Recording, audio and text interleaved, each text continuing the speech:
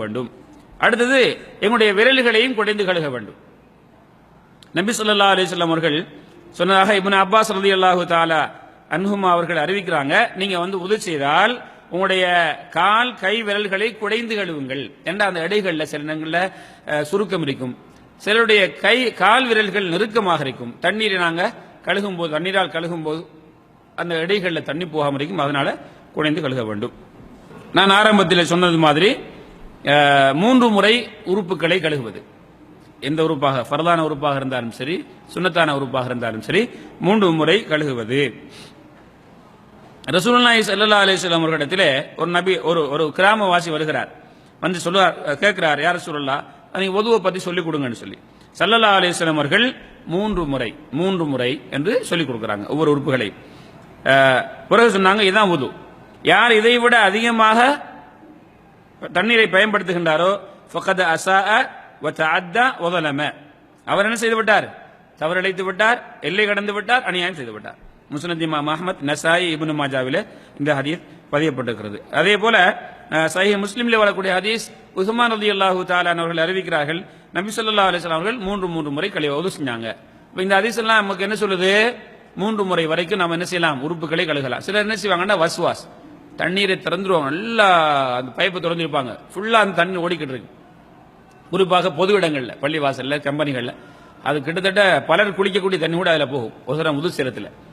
அப்ப அவங்க அந்த உது கை கழுவுவாங்க, வாய் கழுவுவாங்க, முகம் கழுவுவாங்க, இதுக்கடையிலேயே ஒரு பெருமளவுக்கு தண்ணீர் போயிருக்கும். இதை கவனத்தில் கொள்ள வேண்டும். எப்படி செய்வது? என்ன இது சரியான முறை அல்ல. அதே போல ஸல்லல்லாஹு அலைஹி வஸல்லம் அவர்கள் ஒரு தடவையும் உது செய்திருக்கிறார்கள், 2 தடவையும் உது செய்திருக்கிறார்கள். அப்ப நாங்க என்ன செய்யலாம்? தண்ணீர் பற்றாக்குறையாக இருக்கும் போது இந்த சுன்னாவை நாங்கள் கடைபிடிக்கலாம்.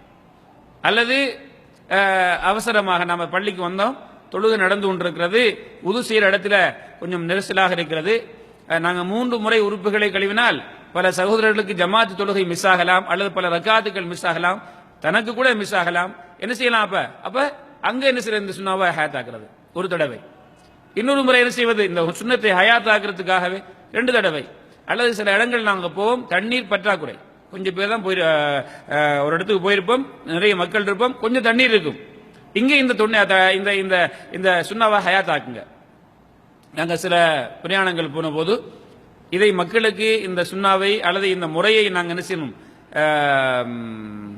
காட்டணுங்கிறதுக்காக சின்ன பிளாஸ்டிக் கப் இருக்கிற அந்த பிளாஸ்டிக் கப் எடுத்து உதவி செய்தோம். ஒரு ஆளுக்கு ஒரு பிளாஸ்டிக் கப் தான் உதவி செய்யுங்க அப்படின்னு சொல்லிட்டு.